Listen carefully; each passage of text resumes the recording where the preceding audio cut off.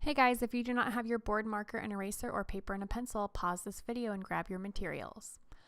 All right, so in today's mini lesson, we talked about how we are multiplying tens, hundreds, and thousands. And we talked about how we can use place value to find those answers. We also talked about a pattern. And in the pattern, we talked about the importance of finding your basic fact problem. So we're going to just quickly, if you just want to kind of watch how I do this, you do not need to write this on your board, but if you would like to, you're more than welcome to. So the first thing with our patterns is that we have to look at the basic fact problem. And our basic fact problem right here is 3 times 7. So what is 3 times 7? We know that the answer to that is 21. Now, if you were to move on with our pattern, we're looking here again, what's our basic fact problem? 3 times 7, and then how many zeros do we have? So 3 times 7 is 21, and then how many zeros are in our problem? There's only 1, so we're just going to add 1 0.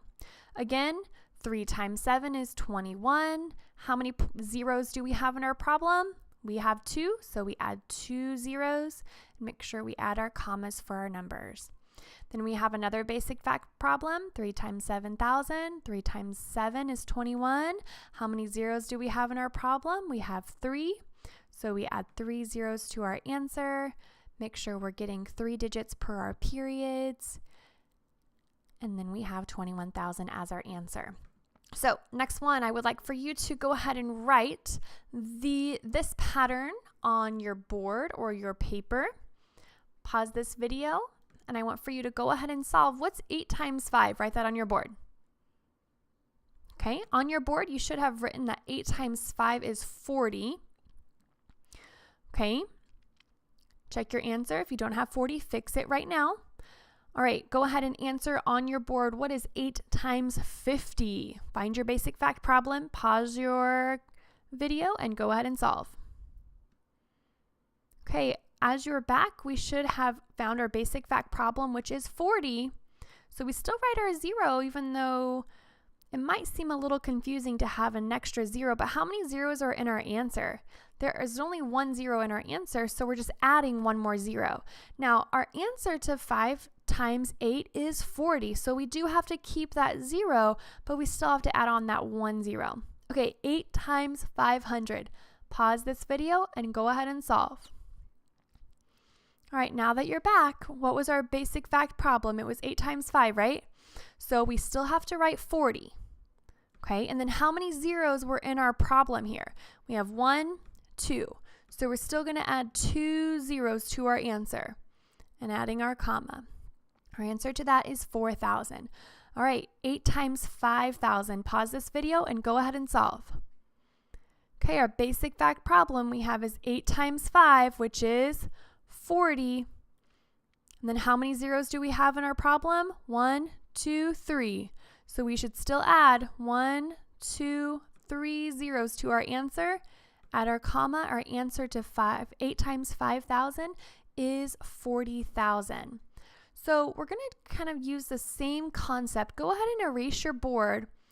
And we're going to go ahead and look at another example. So our problem that we have is blank times 300 equals 900. Now, if we're thinking about the things that are in our fact families of multiplication, we know that division and multiplication go together. So if we don't know what this something is times 300, but we know what it equals, then basically what we're looking at is we're looking at a division problem, aren't we? So again, we're still looking for our basic fact problem. So we're looking at a 3 and a 9. So something times 3 equals 9. So what is that something? We know that 3 times 3 equals 9. So now we have to look at our zeros. On our answer, we have 1, 2 zeros. We have 2 zeros. And over here, on the part that we do know that we have 1, 2 zeros. So before we add any zeros to what our blank is, we have to ask ourselves, do we already have the zeros that are going to be on the other side of the equal sign? Yeah. So 3 times 300 equals 900. So we don't need to add any zeros to our blank. Now let's look at another example. We have blank times 30 equals 600.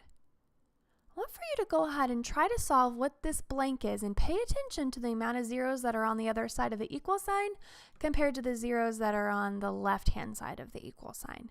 Go ahead and solve for the blank. Pause this video. All right, so now that you're back, you might have the right answer, you might not, and that's okay. That's why we're practicing. So let's look at what our basic fact problem is. We have a 3 and a 6. So something times 3 equals 6. Well, the something times 3 equals 6 is 2, because we know that 2 times 3 equals 6. So now let's look at the amount of zeros after the equal sign and the amount of zeros before the equal sign. So right now I see that there is 1, 2 zeros on the other side of my equal sign, and I only have 1 zero on this side of the equal sign. How many zeros do I have to have on this side of the equal sign to match this side? Well, I have to have 2. And if 1's already here, then that means I have to add another 0 on this side. So 20 times 30 equals 600. All right, good luck on your exit ticket.